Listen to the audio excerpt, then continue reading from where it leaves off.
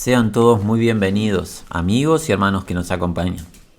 Continuamos nuestra lectura de la segunda carta de Timoteo. Hoy tenemos el interés y la intención de comenzar el capítulo número 2, recordando que el siervo del Señor Pablo ha estado escribiendo a este joven que honraba a Dios con su vida llamado Timoteo.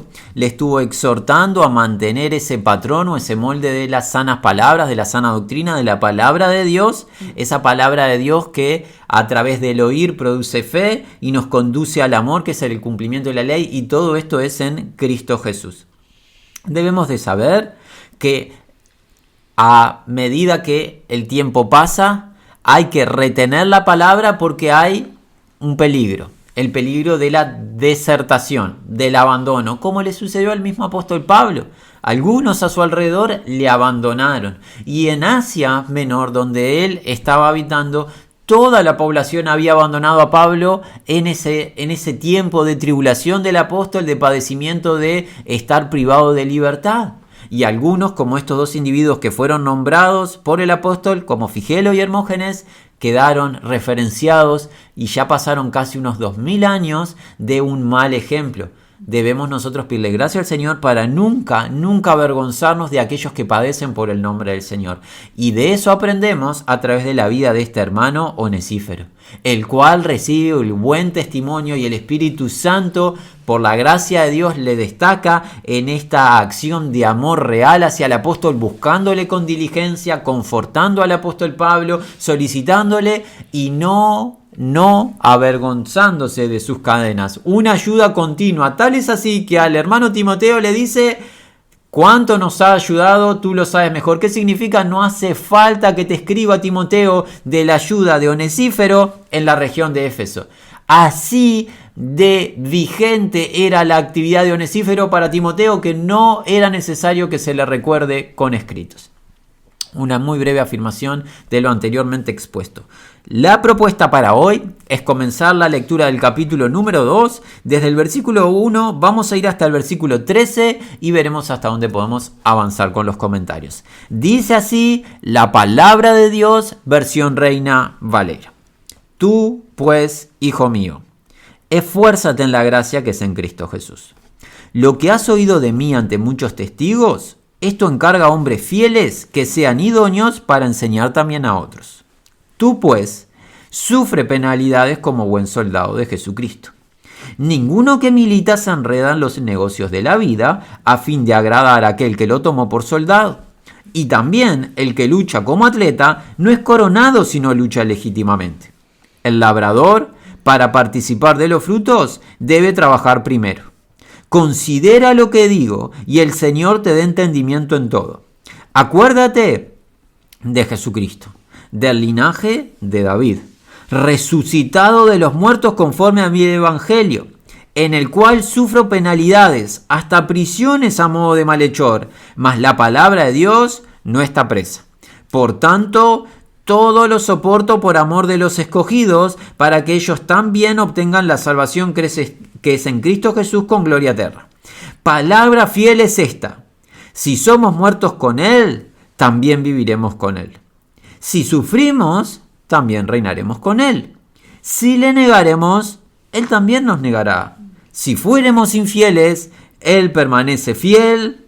Él no puede negarse a sí mismo. Y hasta aquí la lectura de la palabra de Dios. Ahora volvemos al primer versículo de este capítulo 2, pero lo vamos a releer de una manera un poquito más literal. Tú, por tanto, hijo mío, fortalécete, la idea de ese esfuerzo, en la gracia que es en Cristo Jesús. Lo primero que encontramos en este primer versículo es una conjunción dirigida a Timoteo. Tú, por tanto, por lo cual, o pues, ¿qué hace? Nos demuestra que lo que se va a enseñar está conectado a lo que se enseñó. ¿De qué se enseñó? De la conducta de Onesífero en fidelidad, de la infidelidad de Hermógenes y Figelo, del abandono de los de Asia Menor y todo lo que vimos anteriormente. Por tanto, Timoteo, ahora te voy a indicar algo. Dado todo esto, la infidelidad de algunos y la fidelidad de Onesífero, acorde a la palabra de Dios, a la verdad, tú, por tanto, Timoteo, por lo cual, ¿qué? Fortalécete o esfuérzate en la gracia que es en Cristo Jesús. Es un imperativo en voz media o voz pasiva, o sea, es una orden que Dios va a cumplir en Timoteo. Cuando pensamos en el esfuerzo, aquellos estudiantes de las Sagradas Escrituras recuerdan un varón, Josué, el servidor de Moisés, siervo de Dios, el cual en el primer capítulo de su libro recibe la exhortación reiterada de parte de Dios, que luego el pueblo también le repite: esfuérzate y sé valiente. Josué se tenía que esforzar para dar herencia a los hijos de Jacob de la tierra prometida. Josué se tenía que esforzar como batallador para desterrar a los adversarios. Josué se tenía que esforzar para guardar todas las cosas escritas en el libro, o sea, los mandamientos, la palabra de Dios que iban a oír toda la congregación de Israel con las mujeres y con los hijos, como registra ese mismo libro. Tenía que esforzarse Josué. Ahora, ¿cómo nosotros lectores podremos esforzarnos, fortalecernos cuando se nos dice que somos ¿qué? Débiles. Recuerden, la Escritura dice que los creyentes somos débiles, libro de Corintios. Lo más débil del mundo escogió Dios. ¿Cómo podremos esforzarnos? Bueno, por eso este es un verbo en modo imperativo, es una orden, pero en voz pasiva. Quien va a dar la fuerza, quien va a esforzarnos, a fortalecernos, es el Señor a través de su Espíritu. ¿Recuerdan el libro del profeta Isaías? ¿Qué dice el profeta por el capítulo número 40? Que el Señor no desfallece, no con cansancio, sino que Él, el Señor, da esfuerzo al cansado y multiplica las fuerzas al que no tiene ninguna. Los muchachos se fatigan, flaquean, desfallecen, pero los que esperan a Jehová, ¿qué? Tendrán alas como el águila, correrán, no se cansarán, caminarán, no se fatigarán. El esfuerzo, la fortaleza, el poder viene del Señor. Él nos inviste de poder para hacer la tarea, para continuar la carrera, para obtener la victoria. Jesús llegó a decir que recibiríamos poder al recibir el Espíritu Santo en el libro de Hechos, en el capítulo número 1, antes de ser ascendido en gloria. El apóstol Pablo comprendió algo respecto de su propia vida. El apóstol Pablo estaba padeciendo cierta debilidad, una aflicción en la carne, un aguijón en la carne por un mensajero del adversario permitido por el Señor. Y el apóstol Pablo 3 veces rogó al Señor, esto tú lo encuentras en la segunda carta de Corintios por el capítulo 12, registrado. El apóstol Pablo 3 veces le rogó al Señor que le fuese quitada esa debilidad, ese aguijón de la carne. Y el Señor le dijo que no, que la gracia del Señor le era suficiente. Y Pablo llegó a esta conclusión. ¿Cuál es la conclusión del apóstol Pablo? Dado que el poder de Dios se completa, madura o se perfecciona en la debilidad, Pablo dijo: me gloriaré en mis debilidades. Es mejor gloriarse en la debilidad personal. ¿Por qué? Porque ahí es donde va a descansar el poder de Dios. Cuando débiles somos en nosotros mismos, somos fortalecidos en el Señor. Pero el ser humano que es fuerte en sí está en soberbia, en vanagloria, y el poder del Señor no va a descansar en él. Así que, ¿qué concluimos? Como el apóstol Pablo en el libro de Filipenses: todo lo puedo en Cristo que me fortalece. Es tiempo de fortalecernos en el Señor y en el poder de su fuerza. Y ese poder descansa en nuestra debilidad. Ahora se nos dice: esfuérzate, fortalécete, Timoteo. ¿Dónde? En la gracia que es en Cristo. Esta gracia, nótese, la gracia salvadora es una docente, la gracia salvadora nos fortalece. En Cristo Jesús, y Cristo Jesús hace referencia al nombre del Salvador y a la función de ungido, de Mesías. Cristo es su función y Jesús es el nombre que se le dio como Salvador. En Cristo Jesús tenemos el favor de Dios que nos fortalece. Nos salvó de una vez y para siempre, pero nos da fortaleza diaria. Una fortaleza en medio de las dificultades, cuando otros abandonan, cuando otros adulteran la palabra de Dios y la cambian, nosotros tendremos la fortaleza en el Señor de mantener el molde, el patrón de las sanas palabras de la fe que es en el Señor. Dice eso el versículo 2, así: y las cosas que oíste de mí entre muchos testigos, ¿qué hay que hacer? Estas encomienda, la idea es depositar, a confiables hombres, quienes competentes sean, también a otros enseñar. El versículo 2 está cargado de contenido y dice así: las cosas que oíste de mí entre muchos testigos. Hay un énfasis en esta carta y en la primera carta de la responsabilidad de este mayordomo del Señor, de este administrador del Señor llamado Timoteo, de mantener, preservar lo que recibió. Lo que recibió, ¿lo recibió de quién? Del apóstol Pablo. Lo que recibió debe de mantener. ¿Qué recibió el apóstol Pablo? La palabra de Dios. Este patrón, este molde de la sana enseñanza, la cual no se puede agregar ni quitar. Lo recibió Timoteo y hoy los que estamos hoy congregados en todas las naciones estamos recibiendo lo mismo. No debemos agregar, no debemos de quitar. Mismo patrón, mismo molde. Continúa con la misma vigencia, porque los cielos y la tierra pasarán, pero Jesús dijo: mis palabras no pasarán. Estas enseñanzas de la palabra de Dios que Timoteo recibió de Pablo, nótese, la recibió ante muchos testigos. ¿Sabe qué está enseñando el apóstol Pablo? Que la fe en Cristo Jesús es distinta a las religiones. Las religiones y los movimientos tienen en sí ocultismo. Cosas ocultas que se hablan en secreto, enseñanzas que tienen las autoridades que no le cuentan al mundo, mas no la verdad de Dios.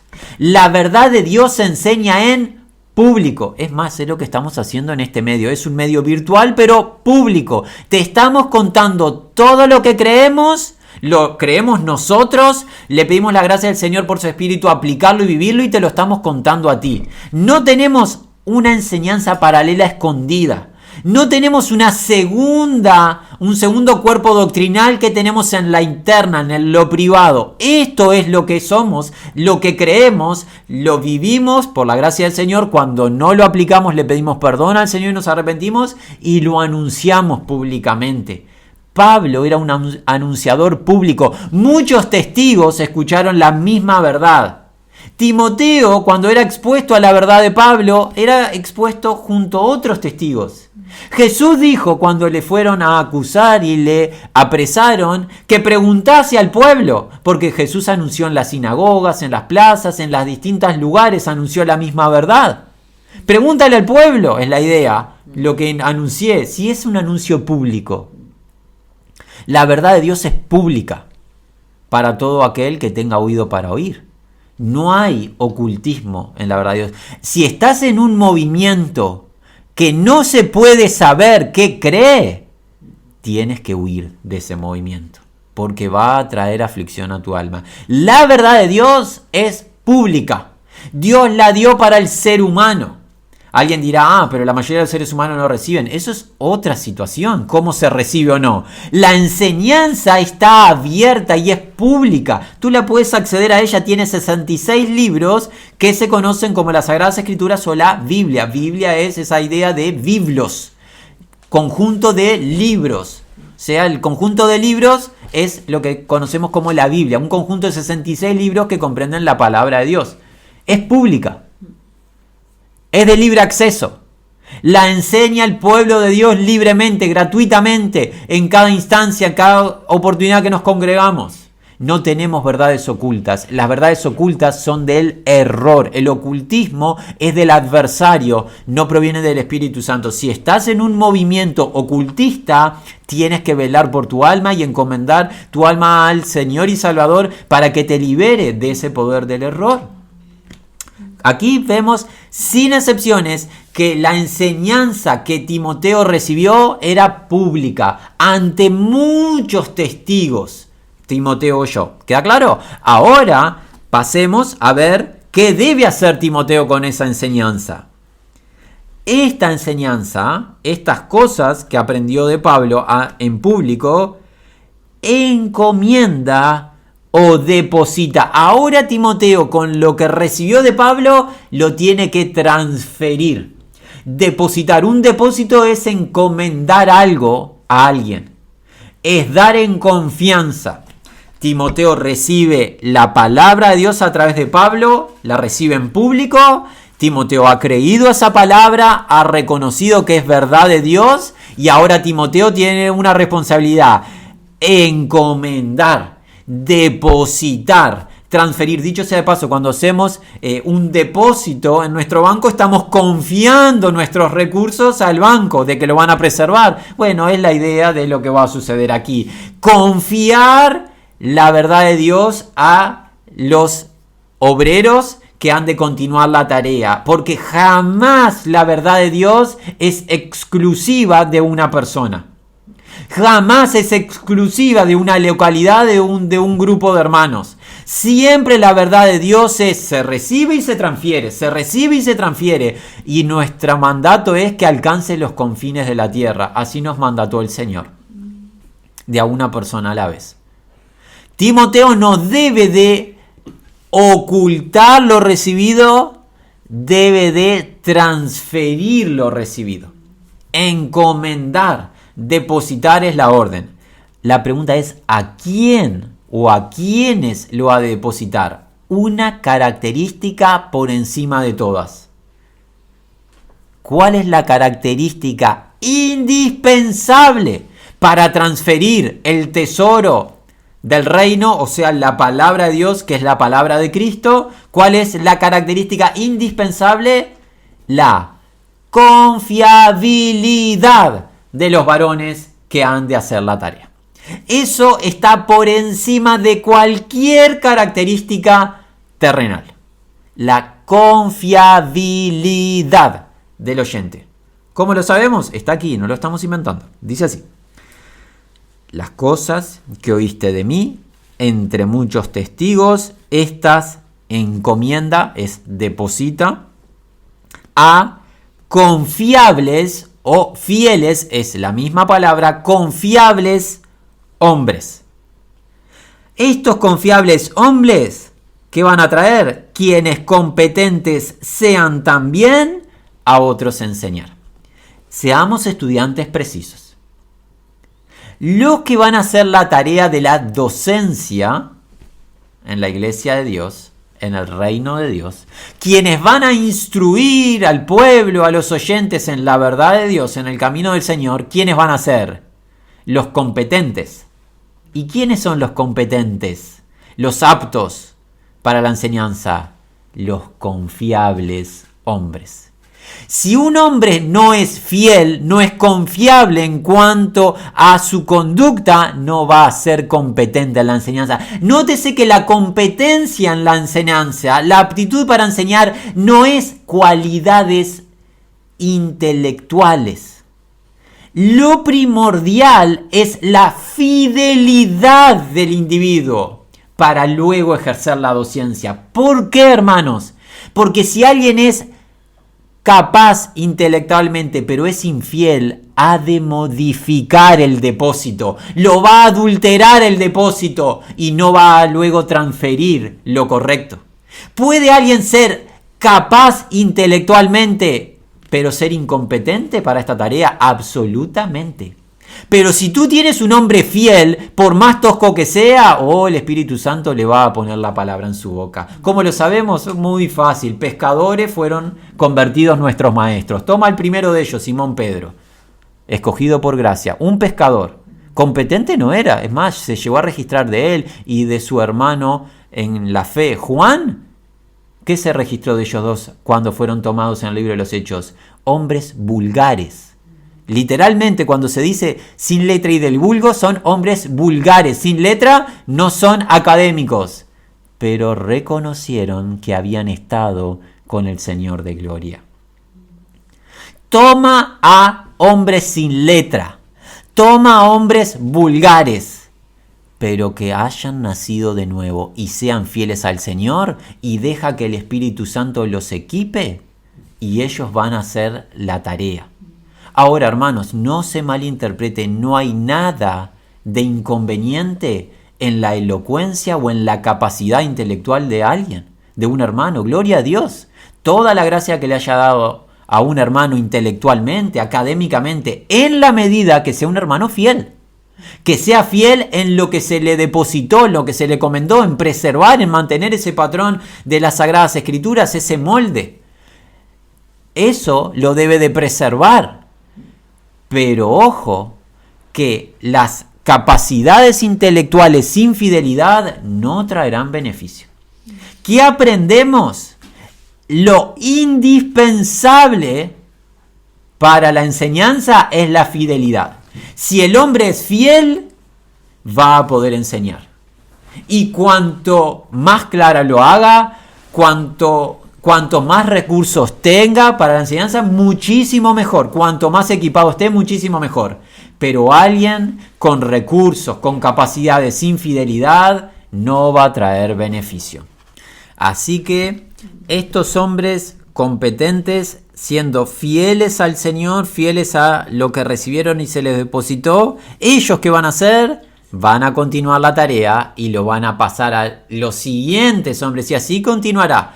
Localidad tras localidad, generación tras generación, la fidelidad de los hombres escogidos por la gracia de Dios para recibir la verdad, transferir la verdad. Dicho sea de paso, esto nos enseña que la obra del avance del reino es obra divina, es obra íntegra de Dios a través de su Espíritu, pero la tarea es humana. Dios ha escogido en su soberana voluntad utilizar seres humanos para hacer la tarea. Y esos seres humanos se tienen que esforzar y fortalecer en el Señor. Lo maravilloso de todo esto es que esta tarea que requiere fortaleza, esfuerzo en medio de oposición, se recibe dicha fortaleza y dicha fuerza o poder del mismo Señor. Porque ya lo estuvimos viendo en el versículo 1, que esta voz pasiva denota que el Espíritu nos va a dar la fuerza, el poder, como lo vimos en Isaías, como lo vimos en el libro de Filipenses. Todo lo podemos en Cristo nos fortalece, fortaleceos en el Señor y en el poder de su fuerza, enseña el apóstol. Y así que seremos fortalecidos para la tarea. La tarea es humana, pero la obra de redención, de salvación es divina, es obra de Dios íntegra por su Espíritu y se hace a través de envases frágiles, seres humanos, esos vasos de honra, esos vasos de los cuales aprenderemos un poco más adelante en este capítulo número 2. Vamos al versículo número 3, este dice así, es otro imperativo, es el tercero que leemos hoy, dice, co-sufre, ya explicamos, co-sufre como virtuoso o buen soldado de Cristo Jesús. La palabra de la cual obtenemos nosotros esta palabra que suena un poco tosca al leer de co-sufre es la combinación en la lengua griega del estar sincronizado en algo o con alguien. Timoteo tiene que estar sincronizado, unido, asociado a algo, al sufrimiento. ¿Al sufrimiento de quién? Del apóstol Pablo. ¿Al sufrimiento del apóstol Pablo en qué? En el Evangelio, siendo soldados del Señor Jesús. ¿Se acuerdan que habíamos aprendido de esta batalla espiritual? Se nos dice que nuestra lucha no es con carne ni sangre, sino con principados y potestades en las regiones celestes. Se nos enseña que ahora estar unidos a Cristo tenemos un adversario que nos aborrece, que tiene seguidores que son criaturas celestiales caídas, que influencian a las personas para que nos hagan oposición. En medio de tal conflicto hay que estar pronto para algo, Timoteo, y todos los que quieran obrar para el Señor, compartir el sufrimiento. Qué distinto a algunos mensajes del presente. Escudriña, sé honesto, presta atención, la Escritura te está advirtiendo. ¿Quieres trabajar para el Señor? Gloria a Dios que lo quieras hacer. Hay sufrimiento aguardando por ti. No se le está planteando una hipótesis a Timoteo de quizás te toque padecer. No, involúcrate en el padecimiento, co-sufre, sufre sincronizado, o sea, yo ya estoy sufriendo, sufre conmigo. Y esto no nos sorprende porque se lo había dicho, ¿te acuerdas? En el primer capítulo ya se lo había dicho, participa de las aflicciones. En el primer capítulo también Pablo dijo que padezco esto en el versículo 12, o sea, sufro esto. Hay un patrón, hay un énfasis, una reiteración del sufrimiento por la causa de Cristo, por el nombre de Cristo, por el Evangelio. Tú eres anunciador del Evangelio, vas a sufrir. Está garantizado hasta que el Señor nos llama a su presencia. Hay garantía de sufrimiento, pero no temas, hay poder del Señor para permanecer. Es esta la enseñanza. Jesús lo dijo. En el mundo tendréis aflicción, pero confiad, yo he vencido al mundo. La aflicción está garantizada, pero la victoria también está garantizada en el Señor, porque el Señor ha derrotado a todos los adversarios. No ha quedado uno sin ser derrotado por el Señor de gloria. Así que, Timoteo, estate sincronizado en los sufrimientos de Pablo, los sufrimientos que son en Cristo Jesús, por haber sido seleccionado como un soldado de Jesús el Salvador. Todo obrador por y para el Señor es un soldado de Cristo, pero no soldado en cuanto a agresiones físicas o una lucha humana, terrenal, con armamentos humanos. Es una lucha espiritual. Es la lucha de preservar la verdad, de vivir la verdad, y es la lucha de mantenernos en oración diligentemente. Este ministerio, el cual los apóstoles llevan adelante, de la palabra y la oración, tan importante. Y aquí este soldado Timoteo, agreguemos este versículo número 4 y nos vamos preparando para despedirnos. Queda desde ya la invitación para continuar porque, como siempre lo decimos, es el tiempo el que nos limita. La verdad va a continuar fluyendo de manera adecuada. Dice el 4 así: ninguno o nadie sirviendo como soldado se involucra en los de esta vida negocios, para que el que habiéndolo enlistado para la batalla, complacer.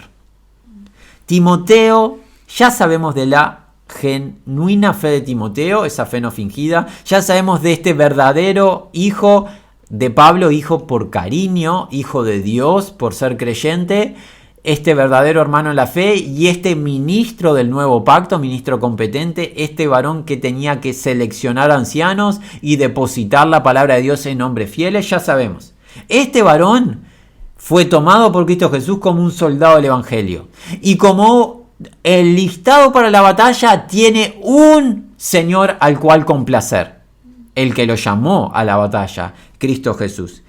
Para complacer al que nos llama, hay una realidad terrenal de la cual podemos aprender a modo de ejemplo: las batallas terrenales. En una guerra, en una batalla, el soldado de turno, hay algo que no puede hacer. No puede estar en un negocio terrenal. Porque si está en la guerra está. No está en su negocio, tomémoslo en nuestros días, en su empresa. Está en la guerra. No es hasta que se termina la guerra que va a retornar luego a su hogar. Mientras está en batalla, no hay una segunda tarea. La única tarea posible es la batalla. Eso es lo que le está enseñando Pablo a Timoteo. Pablo era un hombre consagrado. Ahora, claramente, Pablo en su tiempo libre tenía una actividad para sostenerse y no ser cargas. La Escritura anuncia que tenía una tarea en paralelo con amados hermanos como Priscila y Aquila, de esa realización de esas carpas especiales. Pero la consagración de la vida de Pablo, ¿cuál era? Llenar el mundo de la verdad, como Asia Menor, que aprendimos de eso, el libro de Hechos capítulo 19, llenó el mundo de la verdad del Evangelio, anunció el reino de Dios, anunció el llamado al arrepentimiento de la fe que es en Cristo Jesús.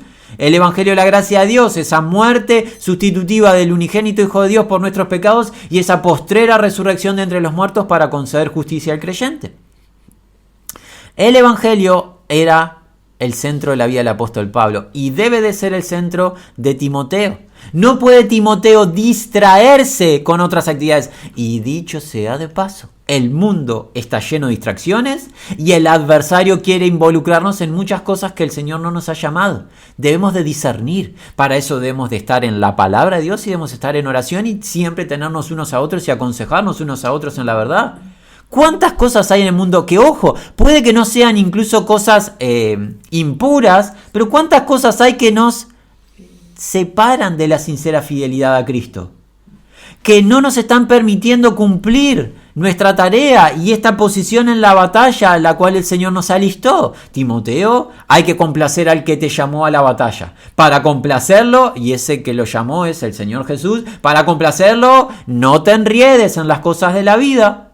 No te involucres en actividades que no van a traer beneficio, sino tiene que estar diligentemente abocado a esta batalla.